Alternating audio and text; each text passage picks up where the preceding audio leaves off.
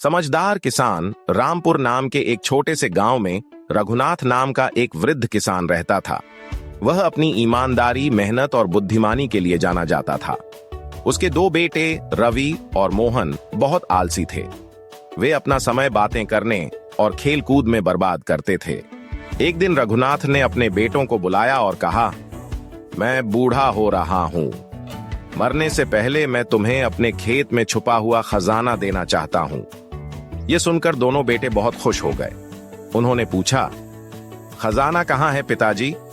रघुनाथ मुस्कुराए और बोले, वह हमारे खेत में कहीं दबा हुआ है। अगर तुम उसे पाना चाहते हो तो तुम्हें पूरे खेत की खुदाई करनी होगी। खजाने की लालच में रवि और मोहन तुरंत खेत खोदने में लग गए। उन्होंने दिन रात मेहनत की, पूरा खेत खोद डाला, लेकिन उन्हें कोई खजाना नहीं मिला। थककर और निराश होकर वे अपने पिता के पास गए। पिताजी, हमें कोई खजाना नहीं मिला, आपने हमें धोखा दिया, वे गुस्से में बोले। रघुनाथ हंसते हुए खेत की ओर इशारा करते हुए बोले, बेटा जरा खेत को देखो, अब यह पूरी तरह तैयार है। इतनी मेहनत की है तो अब इसमें बीज भी बो दो। मजबूरी में दोनों भाइयों ने बीज बो दिए।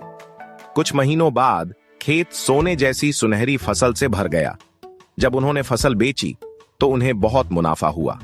तब उनके पिता बोले, यही असली खजाना है मेरे बेटों, मेहनत और धैर्य का फल हमेशा मीठा होता है। रवि और मोहन को अपनी गलती का एहसास हुआ। उस दिन के बाद वे कभी समय बर्बाद नहीं करते और पूरी मेहनत से खेतों में काम करने लगे। जल्द ही वे गांव के सबसे अमीर किसान बन गए। शिक्षा, मॉरल, मेहनत ही सफलता की कुंजी है। धन पाने का कोई शॉर्टकट नहीं होता।